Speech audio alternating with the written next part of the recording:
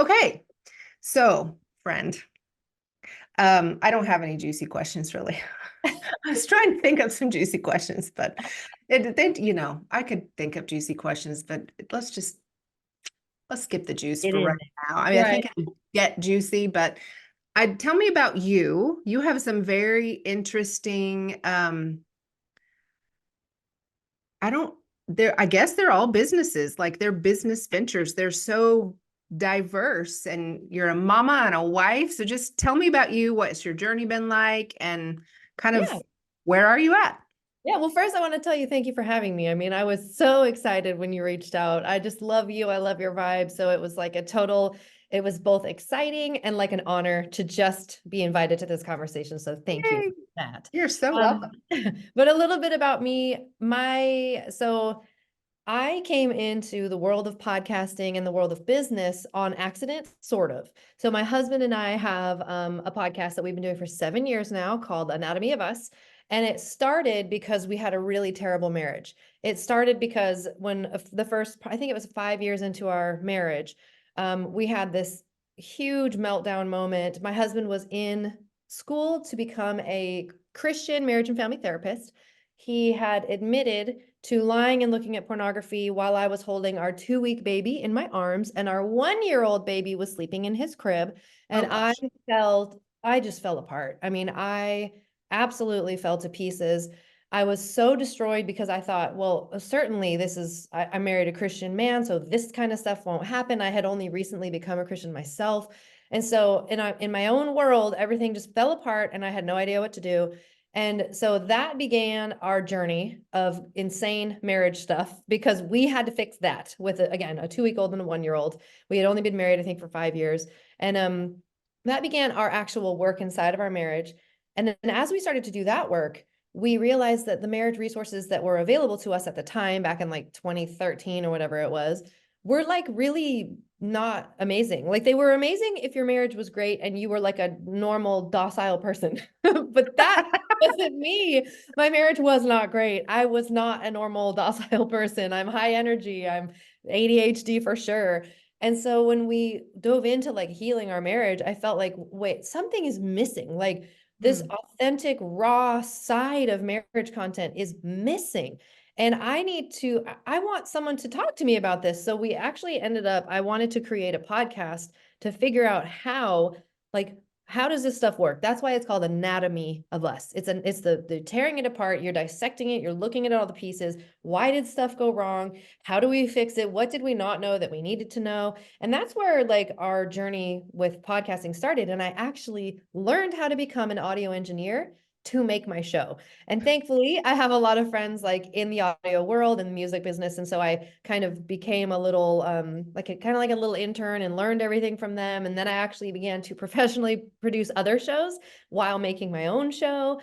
But what's really cool, sort of like the bigger picture of all of this, is that I have always wanted to help people, always.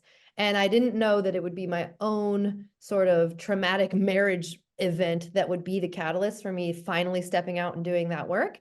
But that's what I feel really called to do, is helping people and creating systems and things that help people. So that's what I do in all areas. So the podcast is Anatomy of Us. That turned into coaching, that turned into all these other ventures. I make planners. I do anything with systems to help people succeed. So I don't know if that's what you're looking for, but that's what you got. That's amazing. That is amazing. I had one little caveat. You also breed dogs. I do breed dogs. So it's funny, I can see them running out the window in my studio here. I discovered that I have a love of Australian Shepherds. So we got an Australian Shepherd. His name is Douglas Fir. He's amazing. Everybody loves Doug. I mean, he should be the poster for dogs.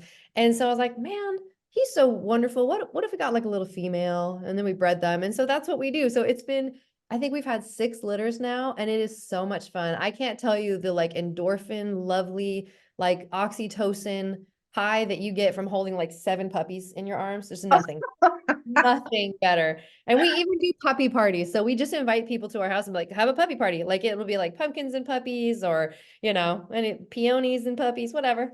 Oh my gosh. And is that a business? Because you can charge for puppy parties, I'm Oh telling you. yeah. Oh Yeah, yeah. I there are haven't for sure people. I'm gonna do puppies and Pilates this round. We'll have a round due in April. So Yes, love it, love it, love it. Um, so I want to just kind of hone in on something you said about systems and processes and organization to help people. And I know that one of the things that we've talked about is and I've listened to your podcast a lot, and so helping people grow is a thing, yes. not stay stuck, not stay where you're at. And so many, I think, of my listeners are businesswomen who, if you're a businesswoman and you've been a businesswoman for a minute, you know that you go through times that you're stuck, and systems and processes are hard for most people. Yes. Yes. And so I know that you said that it kind of stemmed from your need of them because of your ADHD, right? Yep. So Mhm. tell me a little bit about your ADHD and kind of your struggle there and what led you into this space and what you've created for it. Yeah, absolutely. So one thing I will say is, and this is just for anyone listening who might have had a similar experience. So I didn't do great in school when I was a kid because I was often daydreaming or like doing weird word associations in my head or singing the songs that the words made me think of. And I didn't know that that was a thing. I didn't know it was ADD. I didn't know what it was. I just was like, well, this is fun. Like I'm just in my own world and it's fun. But teachers didn't love it or appreciate it.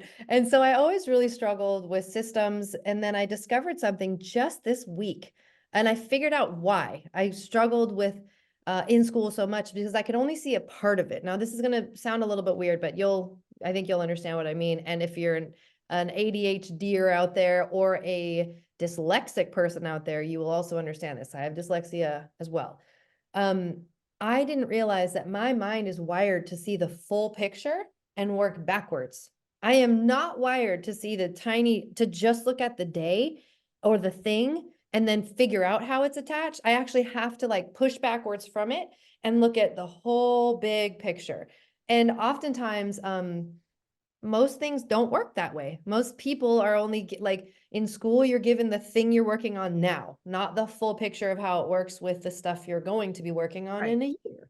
So that was a discovery again recently that I made as I go into these new business ventures. I'm like, I need to know what my strengths and weaknesses are with dyslexia, with ADHD. And so I can really like thrive and not have these things totally mess me up.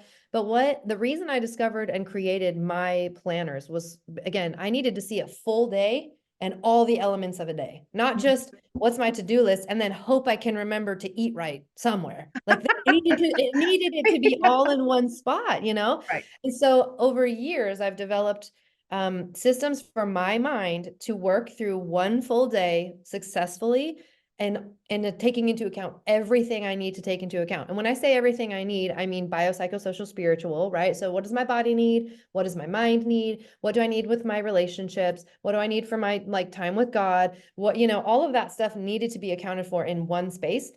And so that's why I created my planner, which is called the Prayer Planner Plus Journal. So journaling. I also like journaling is a part of a daily routine that everybody says you should do it. Well, I don't want to have a planner and a journal. So I connected them. I made them one.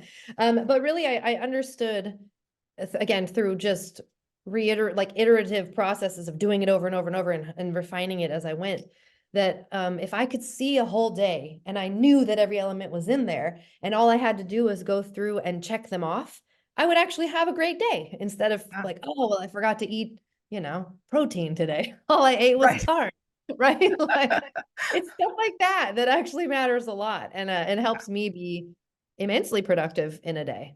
So That's awesome. That's awesome. So when did you create that planner? I've probably been using it for 3 years, but really kind of fine tuned it in the last year and got it into Amazon so that it's purchasable for people. That's Um, fantastic. yeah, yeah. And I can show you how it works. Like I can give you a little overview of what a day looks like because Yeah, some I would love people that. they're a little bit shocked by what they see. So this is what like when I am working on it, what it looks like. So And you use color. You're a color girl. I am. I need to see. And it's funny because it's not color coordinated. It's just whatever color pen I grab. I just go, Yeah. yeah, pink, purple. There's no color coordination happening. But basically, it goes through my full day. Mhm. It starts, and I'll just read through if that's all. Is that okay? Or Sure, is that yeah, okay? So absolutely. It's undated, by the way. So you fill out the date and the day so that you're not wasting paper. That's another thing that as an ADHD person, when something is dated and I've wasted 30 pages, it just makes me feel bad. So I'm like, Yes, this is undated on purpose. So the same. very first block that you start in is today's prayer. So you just write like today, and this one says, Lord, help my wishes and dreams become a reality. Help me save, or help me help millions of lives, help me grow millions of marriages. That's what it says in my prayer. And it's not always like that. They're different each day, you know. The next one is I am thankful for. And it's just you put in your gratitude. That's the very first thing that you do. Then you go down the line and you set your time tracking and your food and water tracking. They're Oh, in that's the great. same block. So I had to have my food and meal stuff in a timeline, not just like over in another box somewhere, because I don't remember to eat throughout the day. Or another hot trick that I do, I'll eat twice because I don't remember that I already ate. And listen, it's just facts, okay? Sometimes I forget that I ate and I'll eat again. So I had to have food and water tracking on my timeline. And then down here, I have my mood tracking. So this today, it says today I feel, and it says determined. And then I have habit tracking. So get sunlight, 25 minutes minimum of exercise, worship music, laugh, love languages, talk with a friend, family time, meal prep, pray. And then over here, how many hours did I sleep? How much do I weigh? And some people might think that's a really silly thing to Sure. measure, but what gets measured gets managed. And if I can look through this and I can go, oh, I started gaining weight 6 months ago when this stressful thing started happening. Now you have a set, now you can do something effective and helpful with the knowledge you have. It's just a data point, right? Right. And then we have your vision where you cast your vision every day. So let's see what I wrote. So this is gonna be kind of funny. To have a barn dough, to help millions of couples thrive, and to raise dogs. So that's basically like what I have on all of them, but it's slightly different. Inspiration and affirmation. This inspiration for this one, Joyce Meyer started when she was 40. Martha Stewart started her company when she was 50. So that is inspiring for me, right? I'm in And the zone. I Woohoo! know, right. We're there. So these two boxes are my absolute favorite. Thoughts that keep me stuck and thoughts that set me Yeah. free. So Oh, thoughts, those are and good.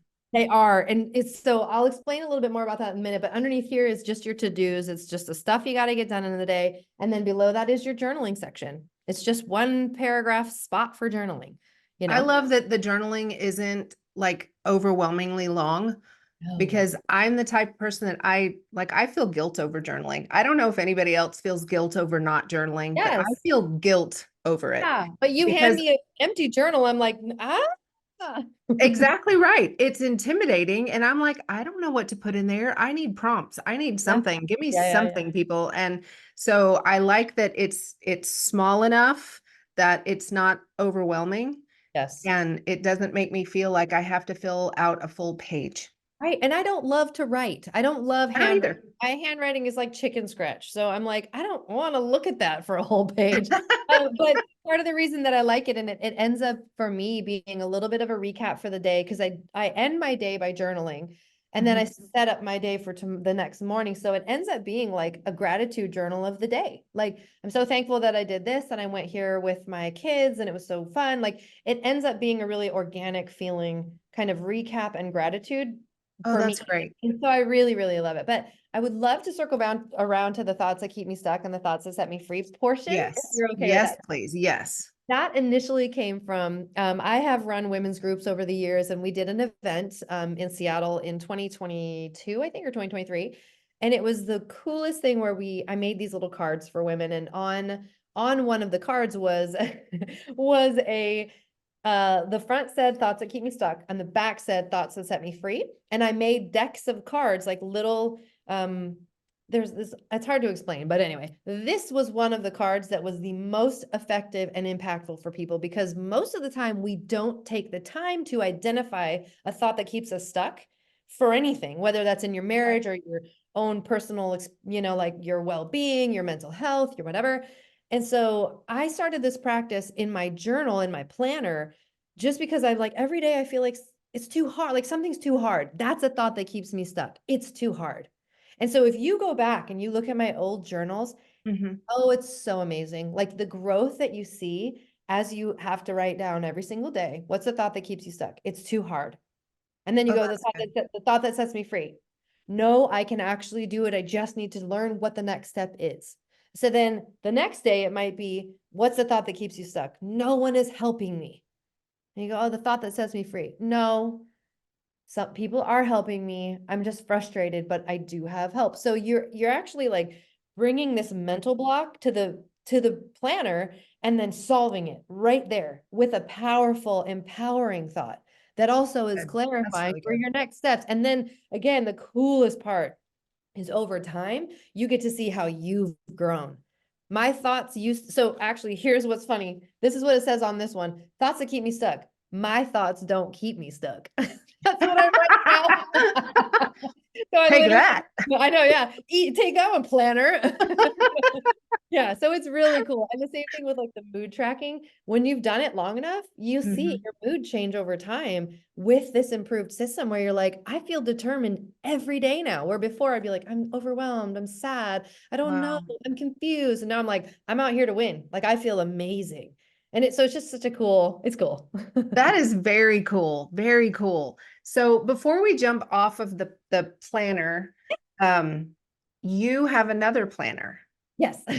Can you talk about that for a minute? Because here's what I know Mhm. that well, I don't know, but my supposition, because the analytics don't give me that, but my supposition is that the majority of women who are going to come and listen to my podcast are probably married Yeah. and are either working with their spouse or for sure most of them, if not all of them, hopefully, Lord, are living with their spouse. Yeah.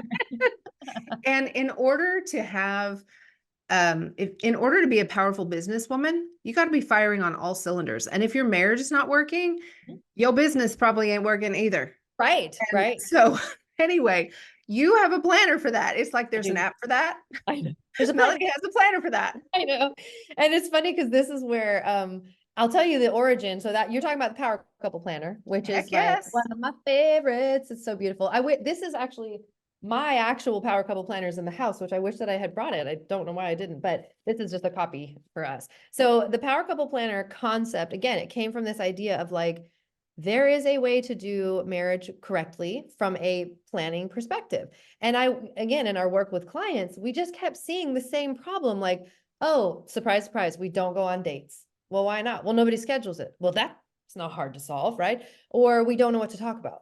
Or so they would just have the same like 15 problems over and over and over again. And every couple that we worked with had them. And I'm like, okay, enough's enough. I'm going to put this into one thing that helps couples for an entire year to plan out successfully all the stuff that it takes to have an amazing marriage. Again, same thing. It's So not awesome. dated. So you're not wasting pages. You didn't buy half a book if it starts in August or whatever. But basically the whole point of this, again, is a little bit of dual purpose to give to my clients. So when you work with us, you get these, right? You get one for yourselves as couples.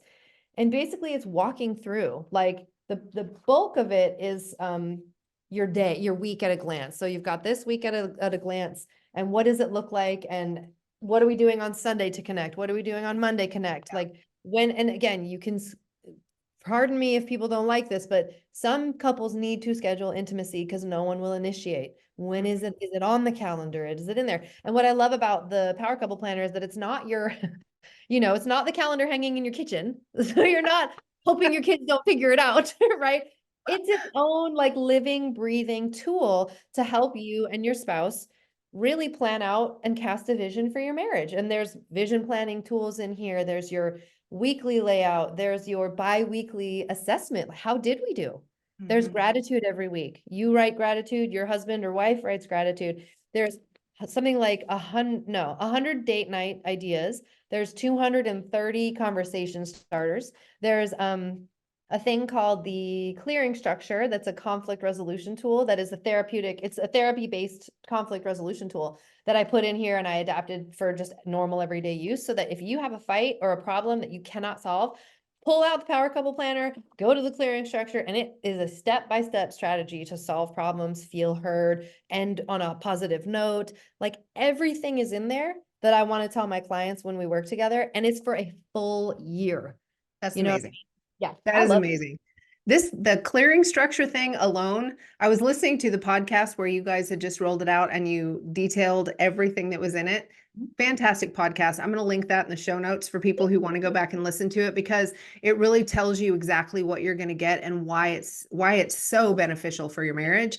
But one of the things that was in there that was the clearing structure piece, I got to thinking, yes, it's fantastic for marriage, but you can literally use it in every aspect of your life. You can use it with business dealings. You can use it with Yes. your children. You can use it with other family members. Like, it's just such a great tool, this specifically the clearing structure piece, Yep.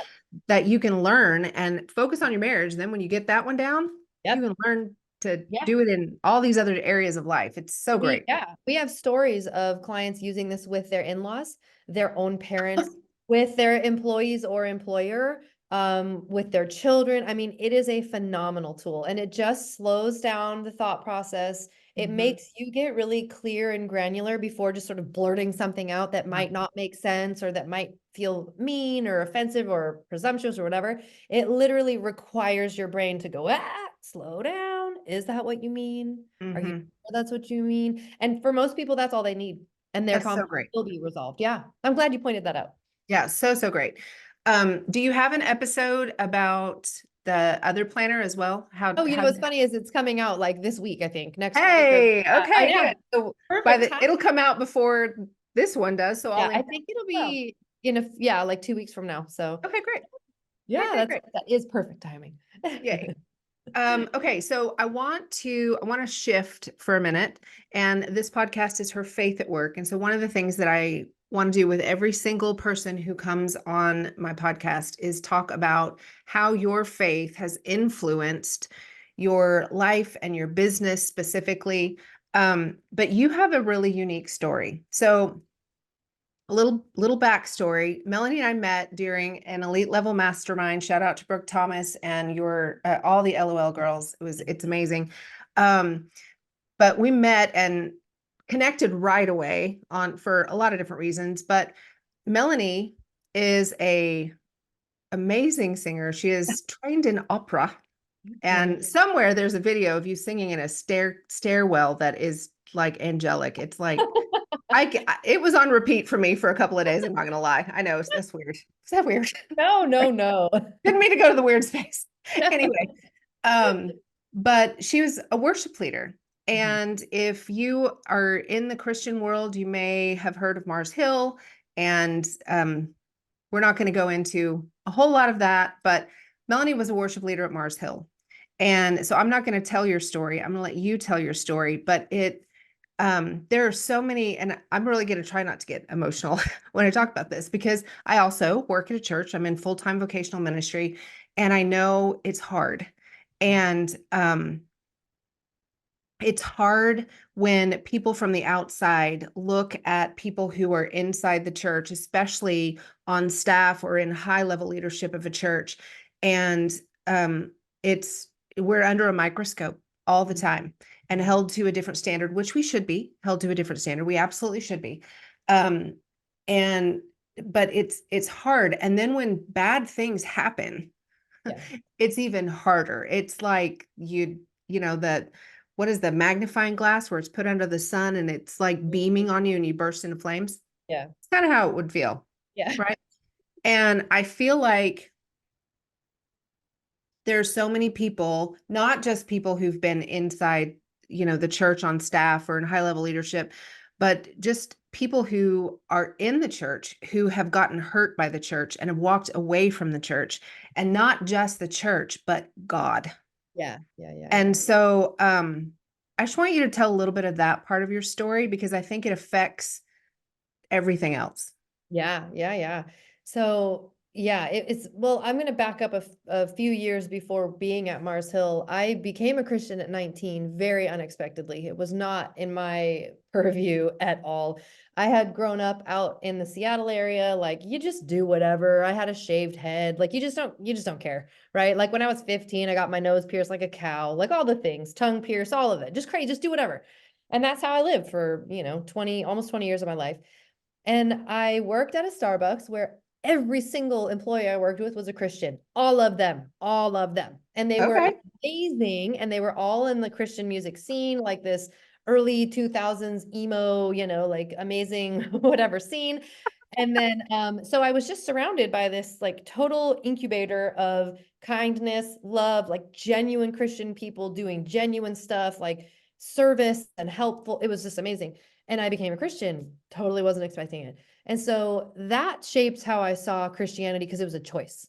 I chose it. And I chose it and lost a lot of my old friends. I lost all my old friends because of it. I don't have a single friend from high school because I was a different person before I knew Jesus, not an ideal person before I knew Jesus. All of my tattoos, though, came after I knew Jesus. So that's like one thing I got on my side, right? Like you can't say they were pre-Jesus. So when I got married to my husband, we started going to Mars Hill. Mars Hill was new at the time. It was very young. And we would drive like an hour to go to church. And the community was just amazing, like so different and awesome. And so we served there for like over 10 years in different things. And by the time that stuff kind of got crazy at Mars Hill, I was doing worship with Dustin Kinsrew, who is the lead singer of Thrice. He's like literally a famous musician who tours the world. He's also amazing, just a super nice guy. And I could see, like, I began to see that stuff was really imbalanced. Like, it's not how it's supposed to be. Like, why isn't this working? And kind of walking through that tension inside of the church, but seeing how people weren't able to talk and people weren't allowed to say things and really seeing the sort of, not politicking, there's another word for it, the like politics inside of Yeah. a church, like seeing it Mhm. was super weird. But again, I had chosen that life. I chose it. I knew that there was an alternative life out there. And this was one that I was like, okay, I'll figure it out. I'll make it work. Like I'll get it. And then it all exploded and fell apart. We lost our community of 10 years. Like everything shifted and changed. And then all of a sudden I was thrust into a world of, I'm in a kind of dysfunctional church, but I have a massive community and I really love what I do, to all of a sudden, like I have no community because that church body was built from miles and miles and miles of our larger Pacific Northwest area. So all of a sudden my community is completely gone. And all of my friends now are like church hurt survivors. Right. And you're like, wait, what? Like, when did this happen? Like, what is happening? I don't know how to navigate that to this. I don't know what I'm supposed to do. And I don't have a church that I go to. I don't know what the next steps look like. And in that process, I got to see how people interpreted what had happened and how they believed it meant something about their faith. That was a very interesting thing because all of a sudden deconstruction language was just blossomed out of this. And I remember thinking, I don't like that word. Like, I don't like deconstruction. It seemed weird. It seemed wrong. But at the time, I was surrounded by so many people who were like hurting so badly that I'm like, okay, I'll just like be here with you while we talk about this. And maybe I'm wrong about this. But what ended up happening, and you saw some of this pain when we were at the event, you saw the church hurt that I had walked through and not known how to navigate. But what it has taught me now, and what I see on the other side of it, was that I wasn't actually hurt by a church. I was hurt by people who run a church. I was hurt by a dude Right. who was, power hungry. I've been backstage with Mark Driscoll plenty of times, seen him work. He's a great preacher. He's very skilled, oratorially speaking or whatever. But I've watched people, the dynamic, the sort of interpersonal dynamic around him, and I knew something was unhealthy, but I didn't know what to do about it. And I also didn't really care. I was like, whatever, like he's not why I come here. I come here for Katie and Eli and, Jennifer and all these other people. I don't actually come here for him. And I come here Right. for Jesus. Right. And so Right. it was weird because I felt like I had this perspective of like, I can parse out that it isn't my faith that is so injured here. It's actually that guy that was kind of jerky and messed up a bunch of stuff. But it did take a toll on my belief in myself when that church fell apart. It took a toll on my belief that, like, did I waste 10 years of my life singing for something that's just, fallen apart? And what am I even doing? And maybe God doesn't even call people. Like, it did take it messed with what I thought was the voice of God. Maybe that's a way of Oh saying it. yeah. Yeah. So how and when did God dig you out of that? How did he help Oh, you? yeah, it was at the Live Out Loud event. I mean, it was being surrounded by, number one, women of faith. I think there's such a lack of a like just that unifying community. And I think it needs to grow and be more, and everyone should have a live out loud experience moment like we had, because that was it. It was like, I was like, I was in the bottom of a pit going, well, my church fell apart. The church across the street doesn't like, it just felt like nothing was working in church. And I did have injuries with like, well, I guess God doesn't really this, and I'm not really that. I had all this doubt. Maybe that's a better way to say it. I had all this doubt. And I felt like I was in the bottom of a hole. And all of a sudden I look up, and there's all these amazing, beautiful women looking down going, you ready to come up here? Like, are you ready to live in God's calling? Because we'll help you get up. And Oh, we'll, that's amazing. like dust off the stuff off your pants and maybe change your shoes and like, come on, get up here. You've got work to do. And so that to me was the transformative moment, was the Live Out Loud event. And the January one and the November one, I think, or I can't remember what the dates are, but it was transformative and I think it's just how God works. God works through community. God doesn't work the same way in isolation that God does in community. And so for me, it was That's truth. yeah, it was like having your faith be given to me to help me get out of that. Just like it would muscles pull me up and out, your faith pulled me up and out, right? And every woman in that room, their faith pulled me up and out. That's that story. That's amazing. That's amazing. So I had a little bit of what I think is a God moment. Listening. So I was driving home from I had like an hour drive, and I'm like, okay, I'm just gonna put on Anatomy of Us and I'm gonna listen to some of the podcasts in preparation for this interview. And it was dark, and I was in my car. And so I'm trying to find the podcast, but I'm not looking at Yeah. and so literally I feel like God chose the podcast for me. And it was the one on the Power Couple Planner. Mhm. And Seth is her husband. Seth said, just a minute, I want to start this with prayer. And I Mhm. got the feeling that that was the first podcast that he had done that on. Mhm. Yeah, like that. Yeah, interrupted it Yeah. and Mhm. Yes. And he said something at the beginning of that podcast and this was, I think, January of last year, Mhm. 2023, right? Um, he said something to the effect of, things are getting ready to change around here because something happened in November and December of 2022. And whatever that was that happened made him open his Bible for the first time in 5 years. Mhm. Mhm. And I think when the Lord shifts things like that was right around the time that it was shifting for Yeah. you with Mhm. LOL, Mhm. right? Mhm. And when the Lord takes what you think and the muck and the mire that you've been sitting in for a while and decides, especially with a couple who Mhm. work together, Yeah. to at the same time he's working in your lives and he's pulling you both out. And like, I was listening to Seth talk about this and I was literally crying in my car because of the goodness of the Lord not to leave you there. You Yeah. know, Yeah. he's so good not to leave you there.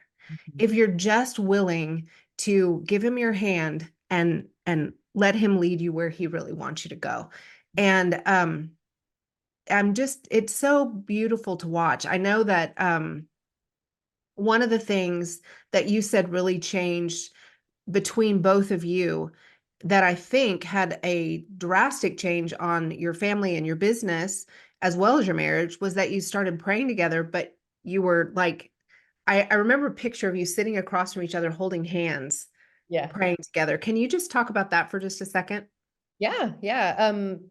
Prayer. So to go back to the very beginning when our marriage started to fall apart years and years ago before the podcast, that's what saved our marriage, is that, and I Mhm. didn't even share this, that when we went through the hardest parts of our marriage, at one point, I gave Seth a black eye. That's a part of our story, is that he went to hug me. I was angry and I literally punched him in the face, which is shocking. And what's even more shocking is that when I tell this at live events, people clap. And I'm like, no, that's not what I meant. Like, I didn't mean for you to clap, which it's clearly touching a nerve. But the thing that got us through that first season of real hardship in our marriage was that Seth set daily prayer alarms. He prayed for us. Now, I didn't always participate because I was not in a great space back then. But he prayed for us 6 times a day and set alarms and did that for 2 years. Wow. Like prayer, the power of prayer, you just cannot underestimate the power of prayer to bring two minds together. And I think especially prayer in marriage. And something that we find too is that sometimes we'll have clients who are Christian and have been married for 10 years who have never prayed together. They just they don't know. It feels weird. Who does it? Who leads? What do you say? And I think that is such a tool of the devil to make people be like, oh, that's weird. Don't do it. It's awkward. Don't do it. And it's like, oh no, it's like the most powerful thing that couples can do is prayer. It ignites, you're like tapping into the electrical circuit of the Holy Spirit and into much bigger realms of understanding and love and kindness for one another. But if you never do it, you never get those things, you know? And Absolutely. yeah, prayer has been and continues to be an absolutely vital and transformative part of our relationship, for I sure. think that so just being in the church for so many years, like, and on church staff, there Yeah. are people on church staff who don't like to pray out loud. Yeah. Yeah. Yeah. And because they're embarrassed. I'm like, how are you embarrassed at a conversation that you're having with God? But that is one of those limiting beliefs, right? What's your planner? The things that keep me stuck, not Yeah. wanting to pray out loud Yeah. Yep. Yep. because people are going to think I'm silly, or whatever that limiting belief is that keeps you from having a conversation with your creator. And Satan is winning. He's winning. Yeah. And we cannot, that is a gift that we have to connect with the creator of the universe, and we can't let him keep us from that. Absolutely. He doesn't get to muzzle us anymore. Right. And I will say something like if people do struggle with that and they're worried about prayer or they say, or they're uncomfortable or they're whatever, it's not about you. And I know that sounds like maybe a hard thing to say, but prayer isn't about you. Like I'm going to use a weird analogy, but I have kids and my daughter is 11. She's home right now. I homeschool her. And when I talk to her about how great she is, it's not about me. I'm not telling her how great she is so that I feel something, so that Yeah. I feel secure, or that hopefully she'll think I sound good. Whatever. It's not about me. It's about her. And Yeah. So good. if I could give that insight to people, just to think of prayer, it's not about you. Nobody cares how you sound. If they're thinking about how you sound, number one, they're not thinking about prayer correctly either, Mhm. right? So Yep. if you can get past that block, it's like a next level of awareness, a next level of growth, all of that. I'm going to use a really weird analogy here, but it's like Pilates. Okay. I do Pilates. I am obsessed with Pilates. I go to the Pilates studio. Puppies and Pilates. I know, right? And what I used to go to Pilates and I would be very like weird, like don't breathe loudly. Like you're supposed to like breathe loudly. It's like kind of like yoga, like you're supposed to do it on purpose. It's like this intentional breath thing. And I used to just be so self-conscious about it. And then over the years, I've done it for like 2 years or something. Now I do it without thinking. And I catch myself, I'm like, oh, like I'm doing the breathing thing all the time. And I don't even think about it now because Mm. I'm actually in Pilates doing like I'm absorbed in the action of the exercises, Yeah. thinking about what people think I should be doing while I do my exercise, right? So it's a totally different level of connection. And I Yeah. encourage you, push past that. If you are struggling with that, push past it and talk just to God. Don't worry about the ears that can hear you. Worry about the God that hears you, you Oh, know? that's good. That's a mic drop moment right there. I When you were talking about Seth's alarms, it makes me think about um what in your business would change? What in my business would change if I set 6 Mhm. prayer alarms a day Yeah. to pray for the Lord's guidance, wisdom, provision, fill in the blank, whatever it is around my business? Mhm. If I did that for 2 years, Mhm. what's my business going to look like in 2 Yeah. years? Holy It cow. yeah, it changes everything. It's like a course correction hourly. It really is. Because sometimes people go Amazing. months between praying. And by the time you've Yeah. wandered off a trail for months, you got months to come back. So think of it like Yes. this micro course correction all the time, led Yes. by the higher power, like led by God. So it's just amazing. So So good. So good. Well, I don't, this has been so rich. We may have to do 2 episodes because I don't oh, really I'm want to cut any of this. Yeah, this is like, it's so good. So good. Um, I know that you've talked about your planners. Tell us where they are available for people to get them because I know they're going to want to go get them. so Tell you us can all the things. Yeah, you can get them on Amazon. I'll get the direct link to you because I haven't done all the keyword things right. So it's hard to find if you just go in blindly, but I'll get the Awesome. link to you. And then I also should get it on anatomyofus.com. It's not there yet, but it'll get there. I'll put it on there on our website as a product as well. So you can buy it through anatomyofus.com. And the Power Couple Planners Fantastic. at anatomyofus.com. Every other thing. I mean, we've got a bunch of different resources, free resources and different tools and stuff that are available there. And you can also learn about coaching if you're interested in couples coaching. All the information is on our website there too. So Fantastic. Well, I'm going to link all of that in the show yeah, notes so you can find Melanie and their podcast and all the things. Thank awesome. you so much for spending time with me today. I just love it.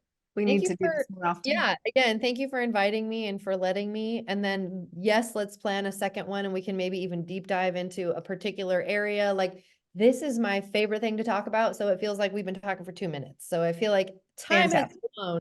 But I want to say before we wrap it up, I'm going to speak this into the world. Are you ready for what I'm going to speak into the world? I think so. I'm ready. Go, go, Okay. go. So, one of my biggest dreams is to become the Joyce Meyer of marriage. I want to be speaking on stages, helping couples all over the world, helping families, all of it. So, if your listeners or you have an event that you want me to speak at, have a retreat you want me to teach at, or just want to hang out with me, let's figure it out. Contact me. Contact me at hello@anatomyofmarriage.com and we'll make it Fantastic. happen. Fantastic. Ain't I this I have fun? so many thoughts on that. So I'm going to connect with you on that later. That is Let's absolutely go. fantastic, girl. Let's Yeah. do it. All right. Thanks so much, Melanie.